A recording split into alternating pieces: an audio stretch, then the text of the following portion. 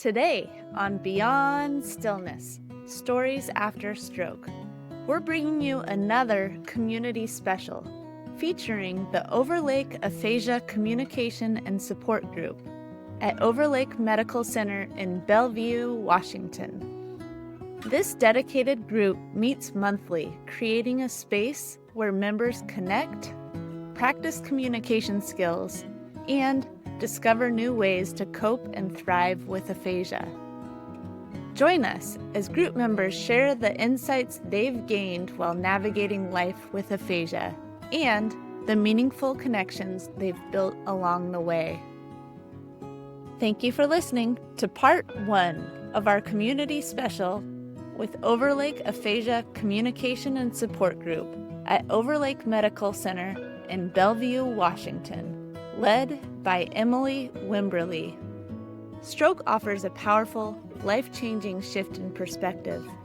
Each colorful memory creates a parable for life's greater teachings, a compass for journeys ahead, and inspired wisdom for unique growth. Beyond Stillness offers a moment of pause for storytelling and reflection. Ultimately, we create a welcoming environment that reveres the moment beyond stroke's paralysis. Still moments unite humanity and divinity. I'm your host, Molly Bucola. As we begin today, we take a moment of pause to honor the way that wisdom emerges through recovery.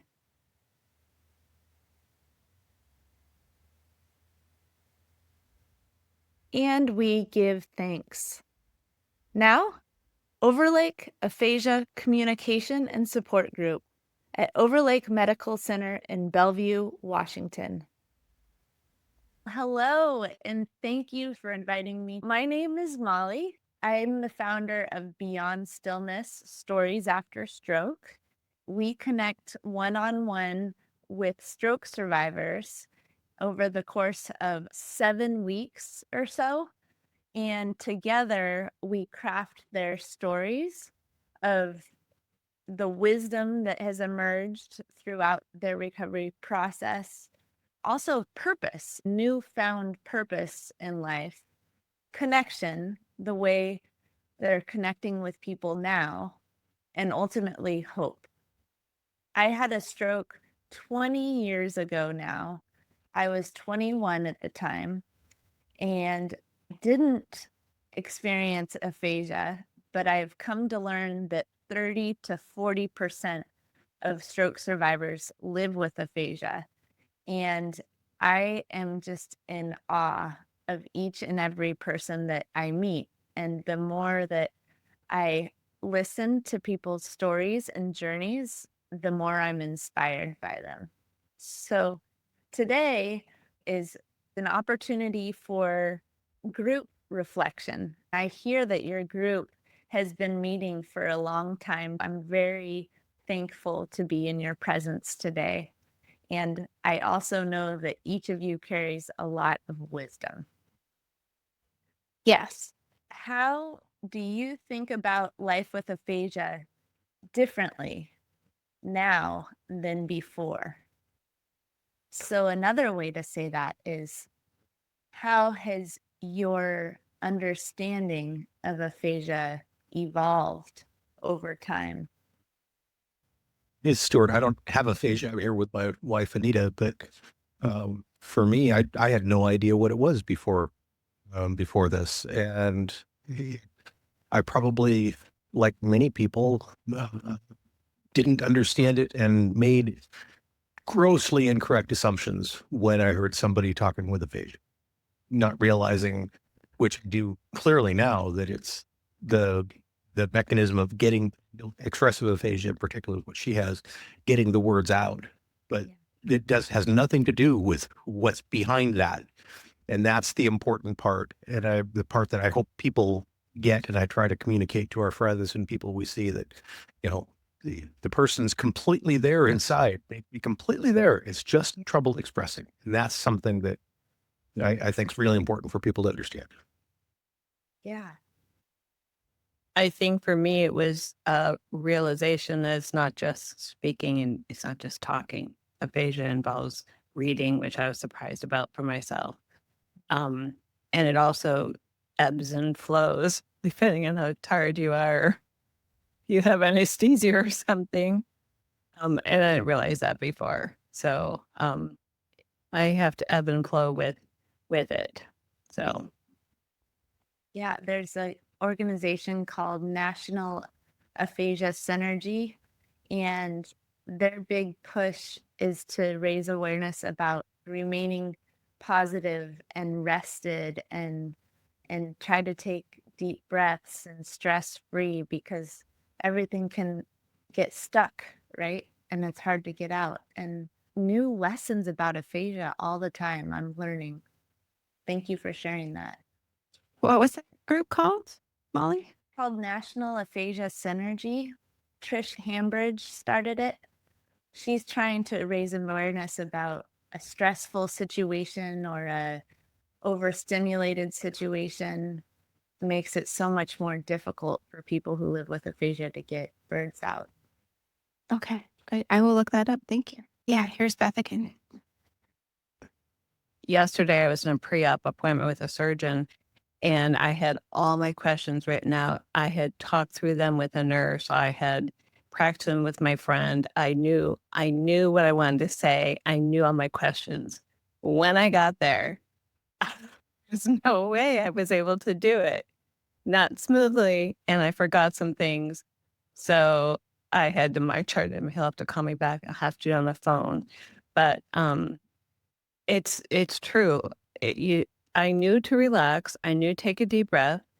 I thought I was, but apparently I wasn't all the way. So you just, again, I had ebb and flow. When I got out, I was frustrated with myself that I hadn't remembered everything.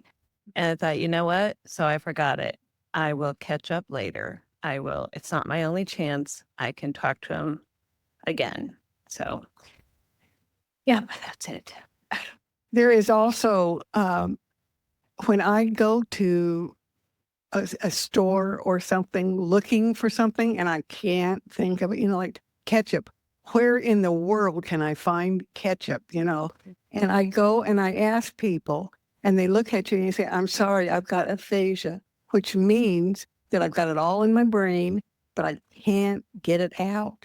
And it would be, I need help. And people are beginning to understand, at least around me, because we've been doing it for 6 years, they understand about aphasia, or at least some of it.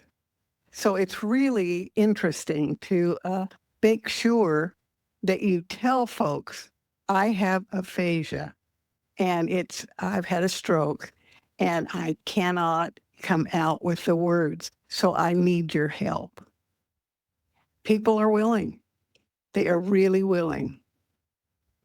So That's an important tool to say what you can in order for other people to learn how they can connect with you, how you can work together. And you're giving them tools.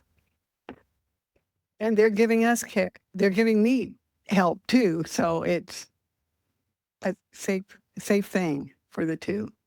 Yeah. Thank you. That was good. That's it. Okay, I see a picture of a happy hour sign. I'm going to pass this to your son. There you go. So when we go to a restaurant, he usually orders water, no ice. But on his app, he has an app where he says, it shows a picture of water, no ice. And then, he'll practice writing his name to sign a check or a bill. But if he's referring to someone, he'll often go into his photo library and show me a picture of them. Like, oh, that's who you're talking about. Okay. But if you take a step back to slow down for a minute, you don't skip ahead too far, then there's not too many things on the plate that could overweigh it. So I think that's what he's trying to say. As long as you can utilize, some other form of expression, whether it's through pictures or symbols or something like that, or, identifying something as referring to this or so on and so forth, that's what helps him get by because his condition is really severe. Using tools. Yeah, like little bit, and we did it there. And I don't know what do it there. They're going to do it here. So I says, we're dissing right here.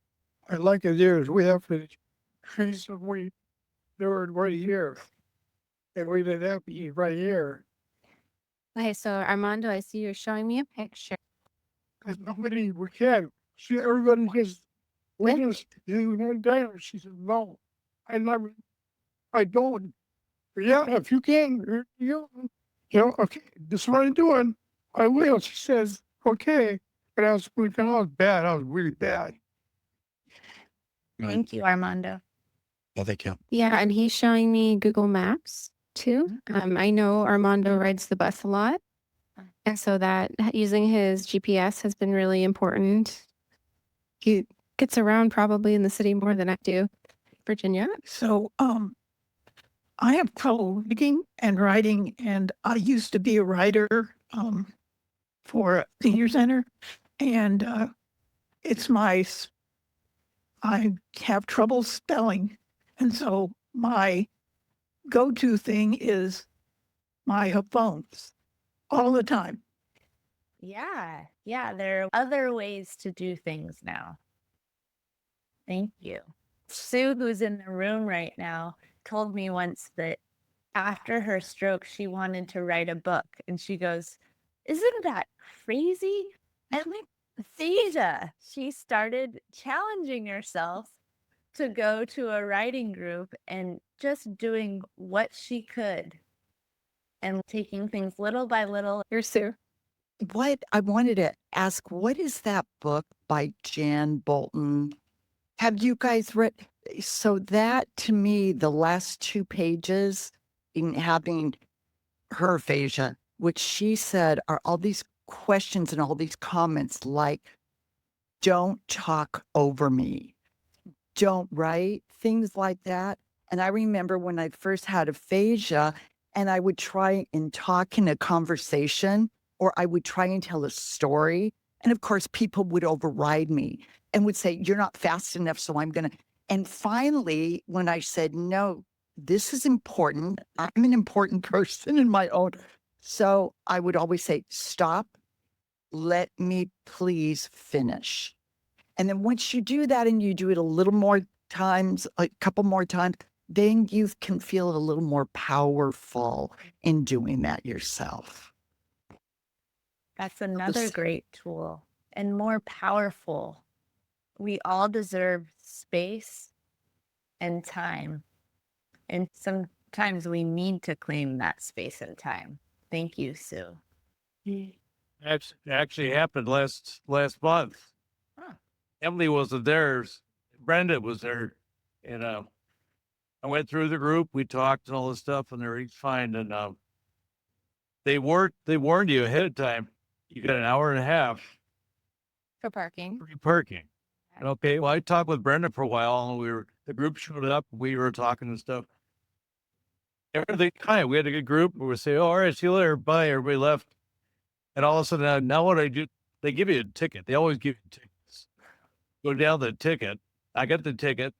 Said it'd take a while to get down the stairs. I got up there because I don't go to the elevators. I climb down when they can. But I parked my car and started driving up there, and all of a sudden, were you supposed to put the ticket up there?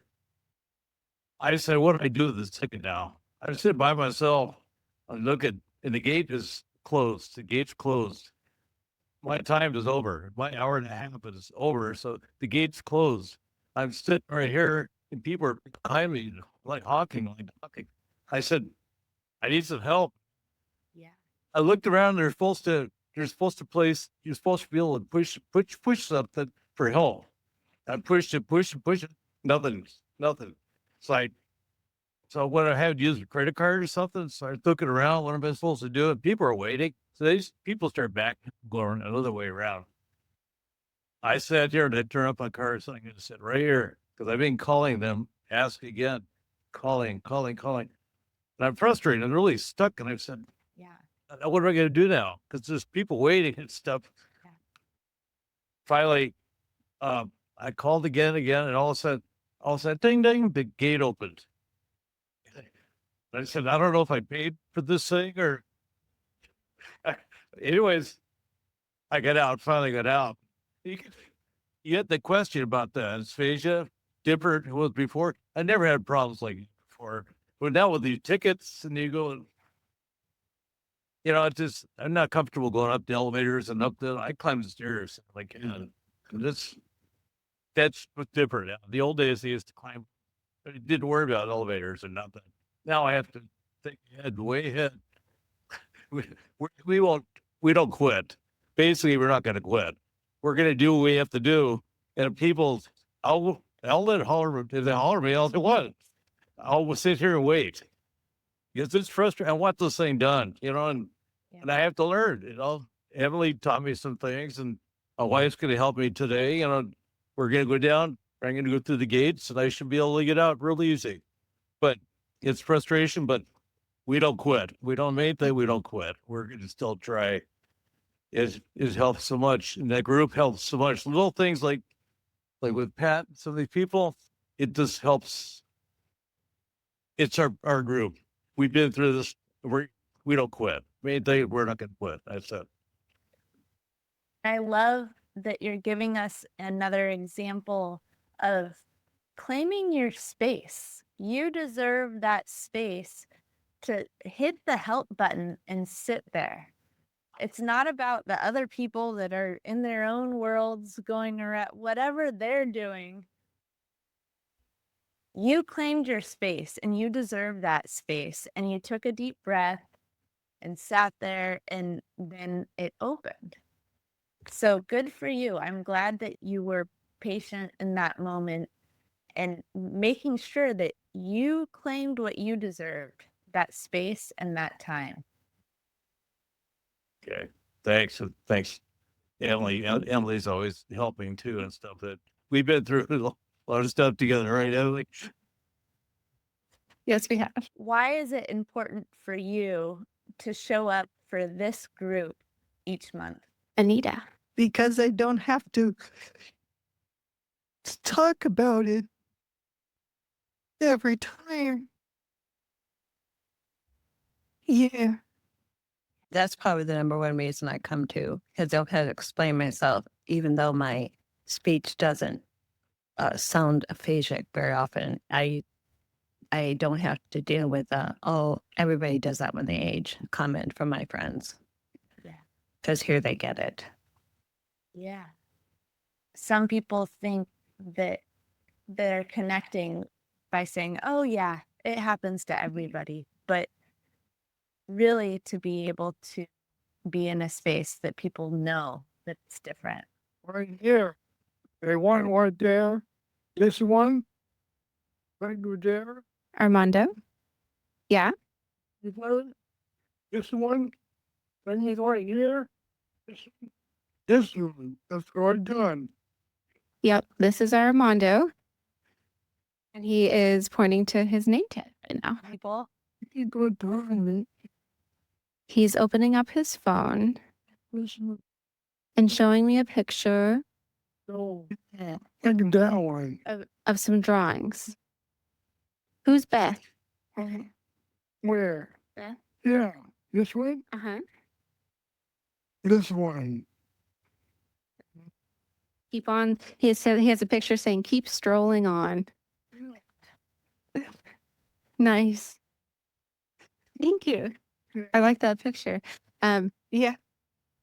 Here's Virginia. My name is Virginia Cerna, and I think it's important because every month we have a different topic. And so, and we connect with people like us, like, geez. I just, my name is Sue Phipps. Was here in this class just a couple of times, Emily. And I just want to say, so I've had aphasia since 1990, ups and downs, but I just wanted all of you to know I was so fortunate to meet Molly about 3 years ago. and she is a champion to help all of us that have aphasia. She has started Beyond Stillness. And so many of us that have been through this and people can't relate to us, Molly's been there. She's had podcasts now with so many people. And it makes me cry because she really does walk the talk, whatever, if I'm saying that right. But seriously, she is an angel. And look her up, be with her, because she will give you strength wherever you are in our aphasia process. She keeps you going strong. So Emily, I just had to say, so love you, Molly, and thank God for you. Oh, Truly. Thank you, Sue. You can probably tell that Sue was the one that introduced me to Emily and then welcomed me into this group. So I am very thankful for Sue, who shows up to our monthly meetings, and she crafted and shared her story with us too. And I'm happy to send that to you, Emily, so that people can hear it later. Yes, Sue. I have it, but I'd be happy to send it out. Yes. Good. Thank you, Sue. Why is it important to show up for this group? Oh, yeah, we got another hand. I'm Pat. And one of the things that I love about I've been gone the group for 6 years, and Robert and I were the only people for 3 or 4 years. Yeah. So we went ahead. We went every week or every month. And it's been wonderful with people. I think one of the things I like about, or that's interesting, is that it changes for me. I haven't been able to do things that I couldn't do before, and I can do more, but I can do less now than I did before. And being around everybody here, it's understood. Everybody knows what we're talking about. So it's nice. Oh. And for you to keep showing up so that the group continues and then can now grow. Thank you for showing up to create that space for other people. Yeah, it's really wonderful. Yeah. Oh, thank you. The group is we need the group so much because I showed up with Emily and see her. I do my homework and stuff like you and Emily so much. Okay. And there's something so special about these groups because there are people out there that don't know that there are groups like this, and they're trying to go through it alone. And each of you has a unique journey, but what you're saying is that you understand and you can sit in the room together and feel comfortable and at ease together. And there's something so important about connection. Storytelling empowers us to share our experiences in a way that invites others to reflect on their own. In closing, we offer a reflection question to spark dialogue with yourself, friends, family, or fellow stroke survivors. In a moment, I'll share the reflection question. You can also find it in the episode description. Now, community conversation prompt. What helps you feel heard and understood? We'd love to hear your reflections. Join the conversation on Instagram, Facebook, and now YouTube at Stories After Stroke. Thank you for listening to part 1 of our community special with Overlake Aphasia Communication and Support Group at Overlake Medical Center in Bellevue, Washington, led by Emily Wimberly. For the full story, please listen to part 2. Each colorful memory creates a parable for life's greater teachings, a compass for journeys ahead, and inspired wisdom for unique growth. We hope this conversation reminds you that you are not alone, and that there are others who could benefit from your wisdom and companionship too. Remember, as part of the stroke community, you are more than supportive. You are inspirational. If this episode resonated with you, please like, share, subscribe, or leave a review to help others find these powerful voices too. To support more stroke survivors in articulating and sharing their journeys, please consider donating to Beyond Stillness, Stories After Stroke. Together, we amplify diverse stories of wisdom, purpose, connection, and hope.